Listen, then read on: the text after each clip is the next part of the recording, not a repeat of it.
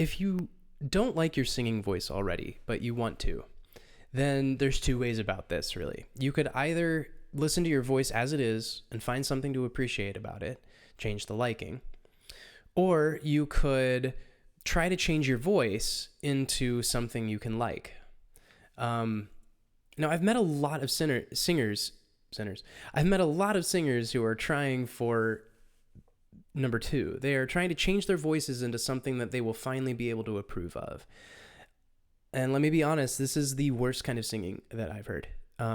Usually when people are rejecting their own voices, then they're singing with the worst kind of form that they could sing with, regardless of whether they have good technique, good breathing, good vocal control, a good ear. They still will project a vibe of self-rejection into their sound that makes the rest of it hard to listen to. And more often than not, it is the root of all of these other issues that most singing coaches would call technical issues. So I used to start with, well, let's work out the technique, and I'd try to help the person do ear training, or I'd try to help them do flexibility exercise, or I'd try to help them expand their range.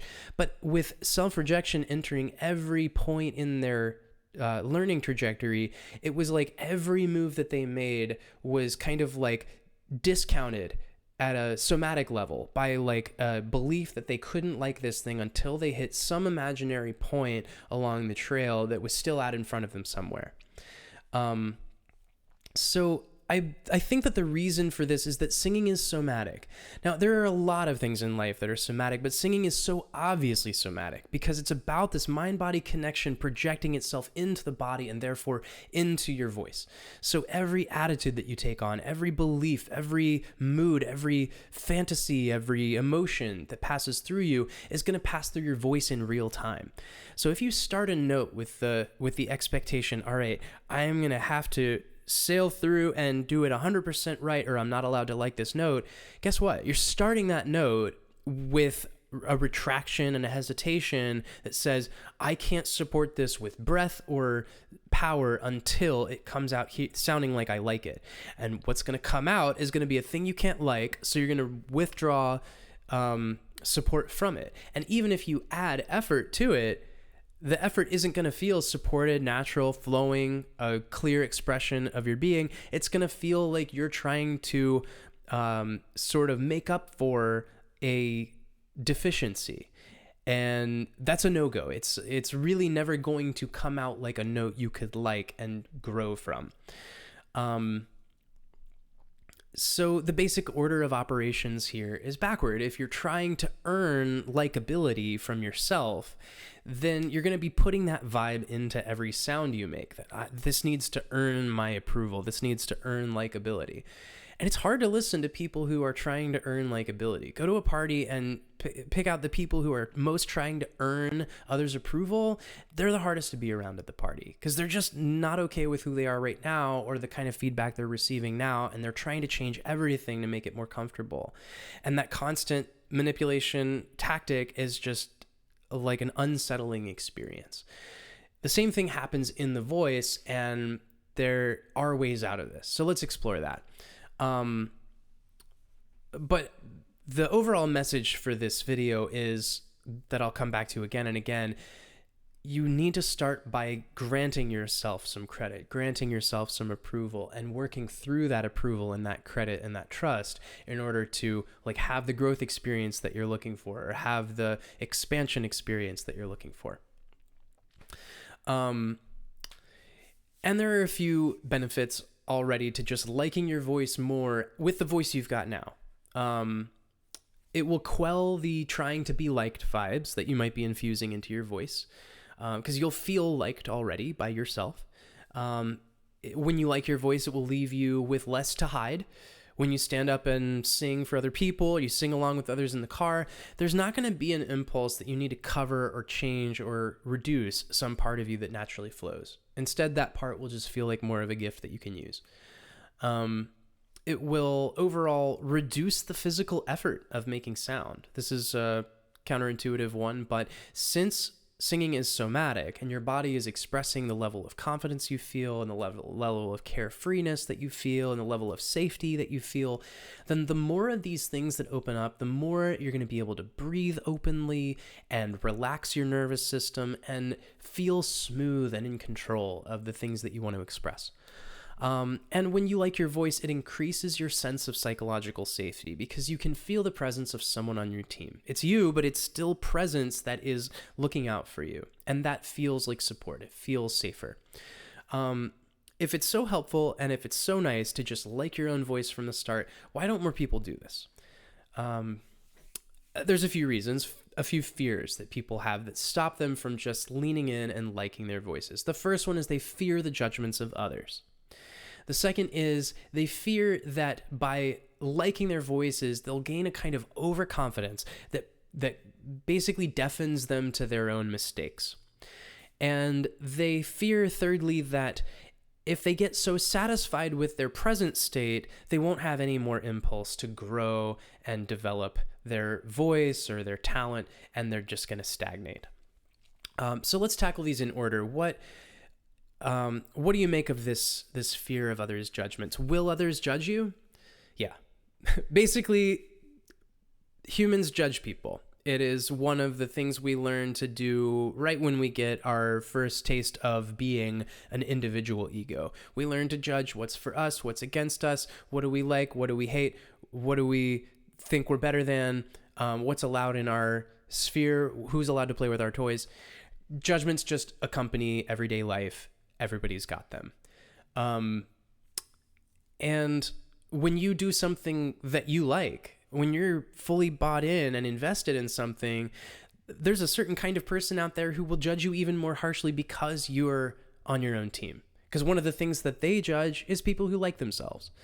Now, the question isn't whether you can prevent everyone's judgments. It's whether you can believe your own subjectivity. It's whether you can believe your own opinion over theirs or equivalent to theirs. In other words, does this person hate my voice? They might. That person might actually hate your voice. Does that override your love for your voice? That's up to you. So the question then becomes, can you believe your own opinion over others? It's your responsibility to, I would say, but that may not be easy for you in your current state. And if you've been, shamed or bullied about either your voice or self-expression or just in general about your appearance, or if you've kind of taken on a kind of self-image that says other people have a more clear opinion and a more valid opinion than me, I better not validate my own. This is a hard one to start with. So here's what I would recommend. If your honest answer is, I can't recommend my own opinion above another person's, then pretend you're someone who can. Just momentarily. This is a low risk option. You can close the door of your room, sing to your heart's content, sing a song that you enjoy, and as you do, pretend you're someone who likes their own voice. And run this experiment and see if you don't see some profound change in the way that your voice makes sound. And the reason is that singing is somatic. You are going to be adopting a mindset that gives permission and support to the natural flow of your voice. When that support comes forward, it causes a physical release. It causes ease. It causes fluidity. And it also allows the flow of ideas and impressions and improvisation to just be more natural and more at hand. There's less trying, there's more flowing, there's more enjoyment. As this comes out, you're going to hear sounds that sound physically different and feel physically different in your body than you're used to making. And they're probably going to feel more pleasurable and sound more beautiful. Believe your ears. When this is happening, it's not because you're deluded, it is because you are allowing yourself to make more pleasurable sound. And you're allowing that by buying into your voice from the start. This is giving yourself a line of credit and then seeing it pay off with the ability to do what you like and do what feels comfortable and what feels natural. So when this loop starts, it's a little bit like your first time riding a bike. You're stable, but that stability is tenuous. You're used to holding on to other people for their opinions to validate your own, or maybe to invalidate your own, but to provide you some stability because you can see they have a clear one. They have a strong sense of what's good and what's right. That habit can kick back in pretty quickly. You could even find yourself projecting the belief that if your parents were in the room, or if your old voice teacher were in the room, then they would have some things to say about that choice you just made. Well, notice that is kind of your own sense of insecurity reaching out to try to stabilize and secure yourself with an opinion that feels more valid to you right now than your own does. So if this is coming up, then you're not fully there yet with just liking your own voice. It takes some practice. You can do this pretending thing, but the more that you do, the more you're actually experiencing your own voice and liking it. So eventually these pretending training wheels, they come off.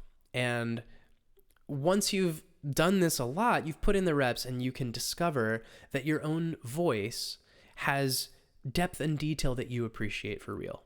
And then fear number 2 becomes more relevant.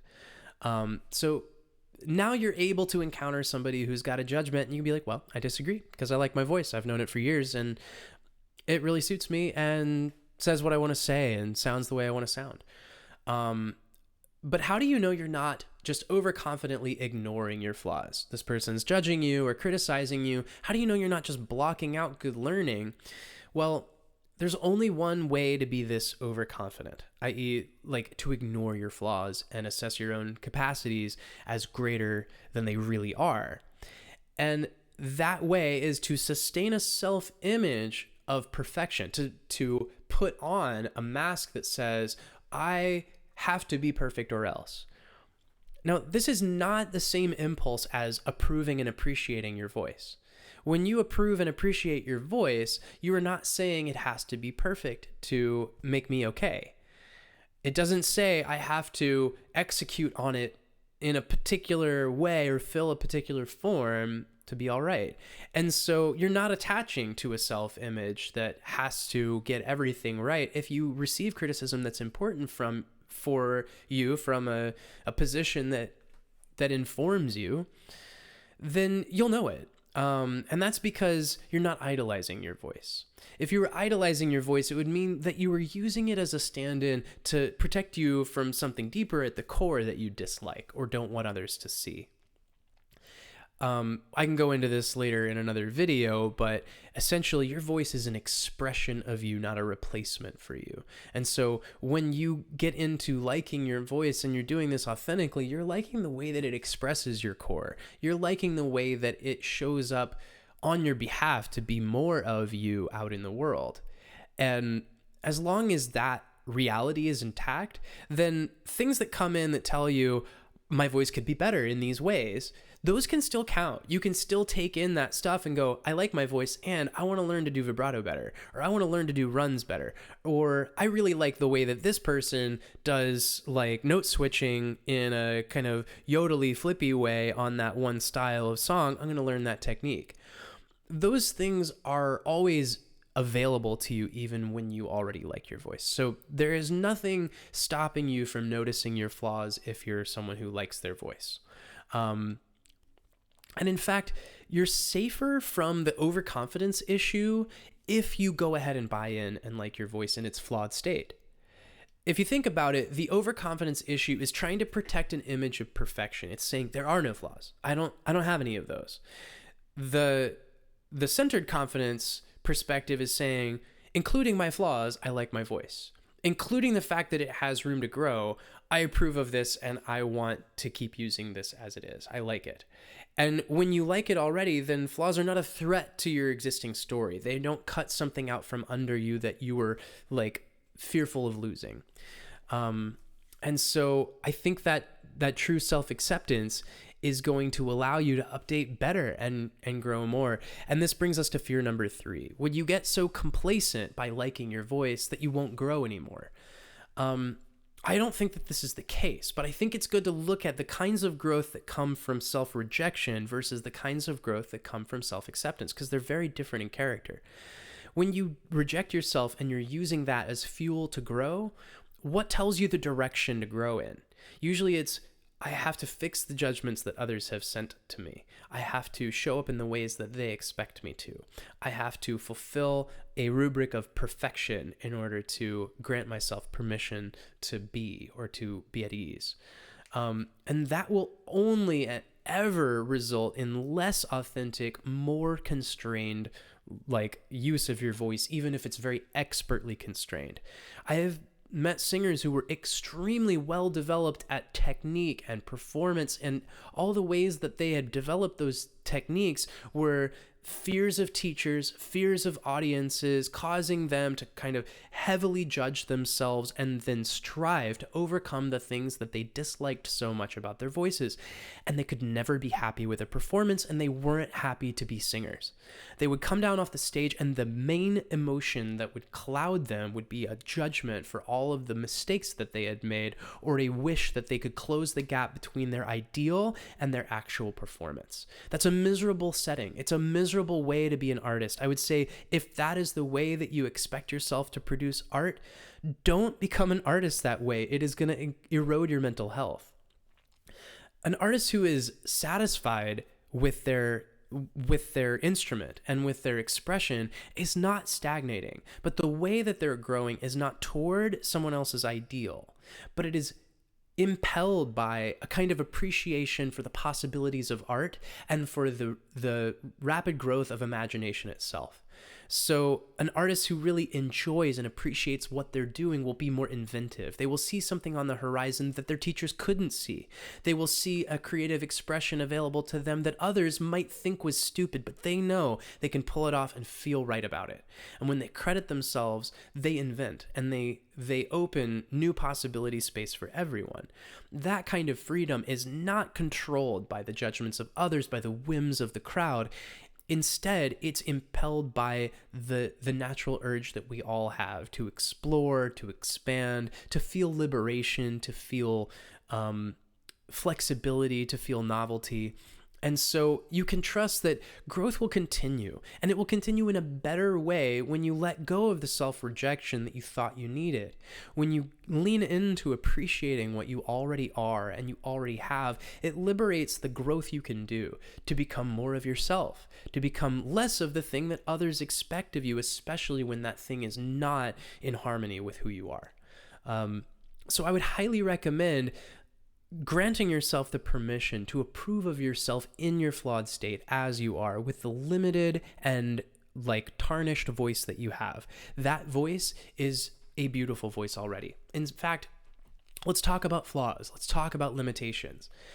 Really, acceptance is the magic ingredient that turns flaws into selling points, that turns your most resisted sound into your signature sound. When you think about singers that have signature sounds, when it's not just boilerplate, that's a good Broadway singer, she can really hit those runs. When it's I always know when it's that singer, performing, because they have this kind of edge to their voice. We use positive words to describe those idiosyncrasies when that person is selling their voice like they love it. When they show up in full support of all of their idiosyncrasies, we stop seeing them as flaws. They start to become character. And the same will happen to your flaws. If you are standing at a place where you say, well, every time I reach into my low range, I sound gravelly. And that's wrong. I don't want to sound gravelly. I want to sound like a smooth crooner rocker, and gravel is just not my scene. I'm sorry, you're not going to be able to embrace and enjoy the capabilities of your voice until every little thing your voice can do is one of your options, is one of your color tones that you can paint with. So lean into those little idiosyncrasies that you feel the temptation to reject or disavow. It's oh, in my high notes, I'm so thin. Actually, thin high notes, when appreciated, become delicate, balanced expression of a kind of intimacy with the listener. Take people who have warbly tones, and they sound like unsteady. Those who reject the fact that they're warbling and unsteady will have like a nervous energy around that warble that will always be trying to force it into control and sounds like even more tenuous. But when a person embraces the fact that they have this like warbly flexibility and they notice that that's part of their instrument and they lean into that and enjoy it, what they show you is a deep vulnerability in the tremulousness of their voice, and it can become practiced vibrato. It can become like a convincing like actor showing you that they are like grief stricken.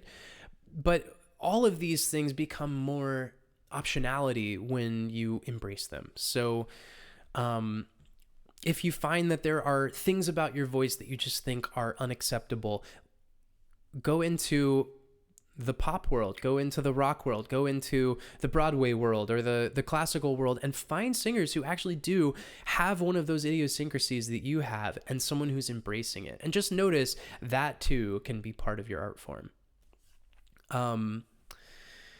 So here's the main message. I want to get back to these feedback loops. The feedback loop of I can't like my voice until it proves itself to me gives your voice every reason to keep doing the things that make you dislike it.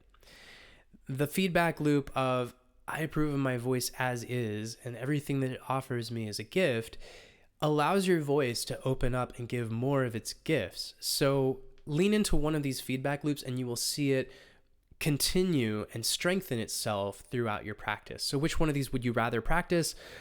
I mean, I leave it to you, but I have my guess as to what you would prefer. Here are some tips for how to switch loops. If you find that you're in this really like inflamed state of self-dislike, if self-rejection has become a crutch for you and it's hard to get out of it, here are some things that you can do to get back over into the feedback loop of appreciating your voice and allowing that to kind of renew your possibilities. Like I said, 1, pretend you're someone who likes your voice and sing freely while paying close attention to your body's response. This attention that you're paying and this clarity of awareness will cause the feedback loop to set in faster because you're not dissociating from the body or from the experience. You're taking this on and it's a learning update. The second thing I would do is, and this is counterintuitive, sing with the worst voice you can imagine. Like, sing in a way that's even more of the annoying thing you're afraid of doing. Whatever version of your voice you dislike, amp that up and do something even nastier. And then find a way to appreciate that. And it might just be like having fun with it. So one thing that I've enjoyed doing with students who like judge themselves as having like a nasal voice is I'm like, all right, let's pick out some nasal tone and just enjoy it. And let's think about some artists who have like sailed through the finish line with nasal voices and fucking kick ass. How about, Blink-182. In the car, I just can't wait to pick you up on your very first date. Like, you might kind of resist that tone, but like if you can lean into that experience and love that weird idiosyncrasy, then you can start to embrace that like this thing is not just a limitation, it's not just a flaw, it's also an opportunity for character. Now, it doesn't mean that you have to amp up and cartoonify every little idiosyncrasy in your voice. They can weave into your voice in a balanced way, but it starts with not trying to hide that which you've been afraid people would see. If you can just put it right at the front of the stage and feature it for a moment of just your practice, and you can forgive it in your body and you can feel that it belongs there, then you can start to move with it and work with it as an artistic statement. Tip number 3, give yourself a vocal massage. Meaning your own vocal cords are going to be massaging your throat, your neck, and themselves through the way that you use your voice. Give yourself a vocal massage using lip rolls, and this will train you essentially to feel the pleasure of phonating. It will, at a root level, update your system to believe that your voice does you some good. And it's very basic, but I used to do this at the beginning of every practice. And I still do it for many of my warm-ups. I simply go...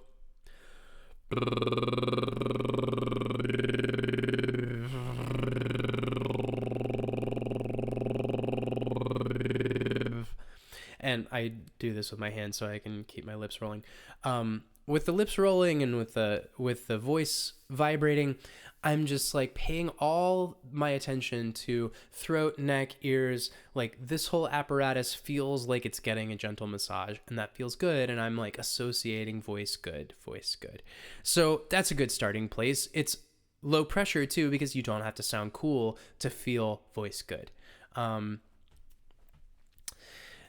I would also say you can go from there if you're of the meditative persuasion. You could go from there to turning this practice into a meditation. This is another practice that I used for about a year of my singing practice and still revisit from time to time, which is combining that vocal massage with metta meditation, which is loving kindness meditation. Now, in classical training classical meditation training, they teach you to sort of operate through concentric circles of care. So you start by like meditating on the self, and you send yourself loving kindness, a sense of goodwill.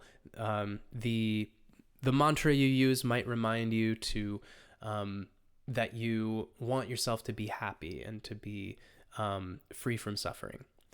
You don't have to use a mantra for this, although if that helps, that could work in. But the way that I adapt this to a vocal practice is by sitting and either humming or doing that lip roll and imagining that the vibrations of my voice are sending loving vibration through my entire body. I just imagine singing a love song to every cell of my body. And as I sit and tone that way, two things are happening. One, I am like easing into vocal warm-up. So this is getting my voice ready to use for a whole singing session. And two, I am associating my voice with loving kindness. I am like mentally wiring together the fact that I'm singing and sending goodwill. Now, you can also include this in the other concentric circles of care. So you could expand and sing a love song that you're imagining to a partner or a friend or like a dear one. And then you could expand your circle of care again and sing that love song to the city you live in, or to your entire community, or to the entire globe, or to every being in the cosmos. So the sky is the limit with the vocal metta. But where I have found that this makes the most difference for me is where it has classically been most difficult, which was in receiving love personally. And so when I was sending love to myself this way, and then I was noticing more and more of it was sinking in, it made it easier for me to receive love. So I think that that's also a nice feedback loop that can build you a sense of deeper approval in your own voice. And the last tip that I would recommend is, if it's hard to just support yourself on the growth of like holding that center and approving of your voice, then I would really recommend working with a non-judgmental supportive teacher. So I'm one of those, and I offer lessons online and in person. I live in Brooklyn, New York. And I also really recommend having a teacher who has this disposition, even if it's not me. So the reason that it helps to have a teacher is even when you falter and you're out of support of yourself and you're like negating yourself and you're stuck in one of these like traumatized places where you're just remembering how badly your voice teacher treated you, or how much your math teacher judged you for getting one wrong or something, your teacher who is supportive and non-judgmental, their whole job is to stand there in support of your growth and expansion, your liberation and freedom. And so they, or I, can say to you, hey, I'm seeing this going on right now. I'm seeing a lot of self-rejection. How are you feeling right now? What is it that stops you from like giving yourself this support? And in this non-judgmental way, they're just like reminding you, hey, there's more support online for you if you need it. What this does is eventually reduce dependency on the teacher, because you get more reminded of how you want to meet yourself in each moment of your practice. And so my goal as a teacher is not to develop people's needing me, but actually to like pass them the torch, to get them feeling more efficacious and more capable of like charting their own growth trajectory and achieving what they want to as musicians, as songwriters, as people. So thanks for sticking with me through this video, and good luck to you learning to love your voice. And reach out to me if you'd like support in loving your voice more, or using it in more exciting ways, being able to express more of yourself, your authentic artistic ability coming through. I look forward to hearing from you. Take care.